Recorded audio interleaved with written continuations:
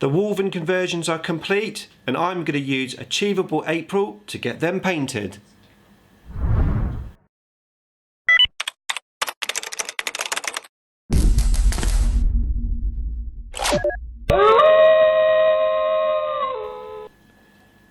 Nick speaking, and welcome to this video.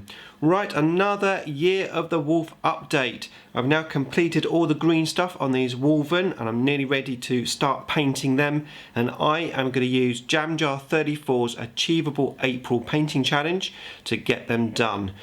So first of all, Jamjar 34, what an awesome guy, a great channel. Please check the link out in the description below. Head on over and give him a sub. He really does deserve some subs. Really nice guy, and he's into the hobby, and he does a Wargaming Sunday update. That's his main video. He does that once a week generally, and he does like a Q&A amongst his painting, and he has a chit chat, and it's a really good episode. And he's doing this Achievable April challenge, which is in April. It starts April the 1st, but he knows that my terrain square competition runs 2 weeks into April, so he's sort of extending it as well. So effectively I think you've got until around the 12th of May to finish your Achievable April painting challenge, which is absolutely perfect for me because I am playing Aceface on the 15th of May. We're going to be playing 30k Space Wolves versus World Eaters. It's gonna be epic, and I want to get these guys finished for that game. Okay, so yeah, check the links out. Aceface, Jamjar 34, all in the description below. Right, what I'm going to do now is I'm going to zoom in on each individual model and just quickly run over some of the green stuff work that I've been doing. Right, so first of all we've got the pack leader, and the arm on the left that you see there, obviously I've green stuffed in his hand because the hands were a little bit small, I thought, so I had to sort of just play with where I cut the model off, and I had to file it down, so I made that all nice and neat and tidy. And then the arm on the right hand side, I went in, actually I reshaped it slightly more than I had done previously to give him a bit more of an indentation where his sort of inside of his elbow joint would be, whatever that's called. And then I went in and I did some sort of fur around this area at the back, just to help indicate that that is actually the back of his arm, his sort of back of his forearm. And then of course I went in and I did the green stuff in his hand area just to finish that off. And I think now his arm doesn't look a bit weird. The original model of course is holding a gun sort of like that, so as you can see the actual arm is pointing in a totally different direction. So I think that worked out quite well. I then worked on his backpack. So this guy's having a special backpack because he is the pack leader, so he's having this backpack here which I give to all of my pack leaders, and I've attached a wolf pelt because, well, basically I give all of my leaders the wolf pelt. So of course I'm not gluing this on because it will make it a lot easier to paint, but yeah, it should look pretty cool when he's all painted. So that's the first guy. The second guy here is just a normal guy with claws and not too much work done really. I basically, yeah, just went in and I green stuffed in his hands just to try to match them from the claws to the model as best as I could. And I think that came out pretty well. So that's that guy. We then have this one, the guy with the hammer, and again I went in, I did his hand where the shield was, and then I green stuffed in a thumb on here because I'd basically had to cut the old thumb off to get that thunder hammer in, and yeah, just green stuff a little thumb in.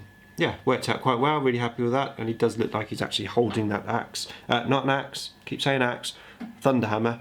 Yeah, I think it looks like he's actually holding it quite nicely. So there's that guy.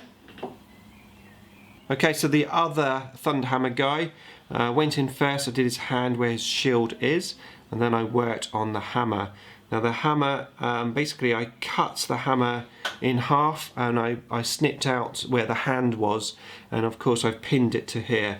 Now to indicate that this section at the bottom is a handle, I just green stuff in like a little metal ribbon going around there, and I also filled in the little join where I glued the old axe and the new axe together. That's come out pretty well, so I'm happy with that. And then the final guy who's actually holding an axe, yes, not a thunder and hammer, an axe. Yeah, not too much to do on this one. I'd obviously put this new hand on, so I had to put this little ribbon on again to indicate the Space Wolf's sort of armour there, and that came out quite nicely, so I was happy with that one. Now, in terms of the auto launcher, I have decided to leave it off of these models. I don't actually like the little launcher thing, and I couldn't really find somewhere to sensibly put it that looked any good, so I'm going to leave it off. I mean, this guy's got some grenades on him anyway that I'd previously put onto him. I mean, let's face it, an auto launcher is pretty much grenades, isn't it? Frag grenades. So I'm not going to worry about putting the auto launcher on.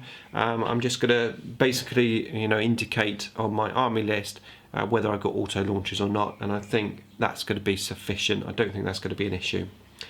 Okay, so not only have I been converting those 5 guys, I've also, just zoom out a bit, I've also cut the other models off of their bases and filed down their feet. These are going to be ready for pinning.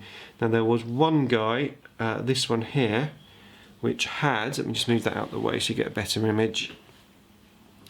Right, this guy here, he's got a chaos leg, and he's got like this hair thing coming down, which originally went into like a stone or something, so I cut the whole thing off and I just green stuffed in the gap with some hair, so now it looks like it's part of the model.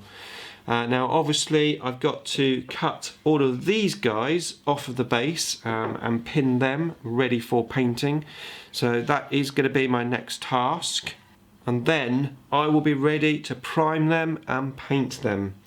Now, yeah, a month. To be honest with you, I don't think I'm going to be able to paint 10 in a month.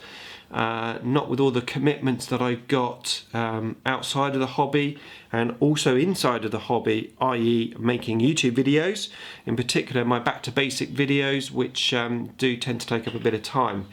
So I've decided I'm just going to paint these 5 guys up in preparation for the game with Aceface, and I'll paint the other models at some other stage. So, laying down the gauntlet, achievable April, or at least till mid-May, get these guys finished. That is my task. Okay, so wish me luck. Hope you follow along with the series. Please comment, like, subscribe and share. Don't forget to hit that bell button so you can get more updates from me on the wonders of Warhammer 40k. Thanks for watching.